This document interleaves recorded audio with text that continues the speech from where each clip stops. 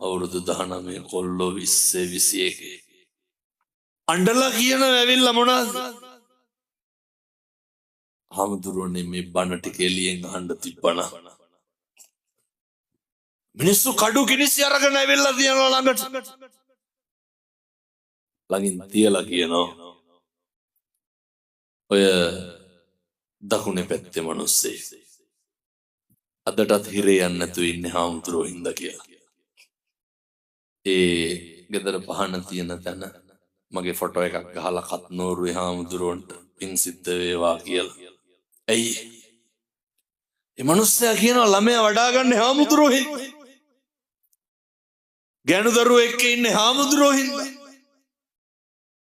පුදුම ඉවසීමක් හාමුදුරුවනේ දැන් තියෙන්නේ. වෙනද කඩේකට ගිහිල්ලා බඩුවක් ඉල්ලන පමාවෙන් දුන්න නැත්නම් අඬ දබර කරපු මම දැන් පුදුම හික්මීම පුදුම නිමිච්චකම තේරුම් ගත්තලු මේක අවුරුදු 7-800 ජීවත් වෙන්නේ නැහැ කියලා.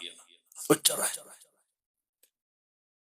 මේ බොහෝම කෙටි කාලයක් ඉන්න වෙලාවේ වචනකින්වත් කිසි කෙනෙකුගේ හිතක් නම් රිද්දන්න එපා.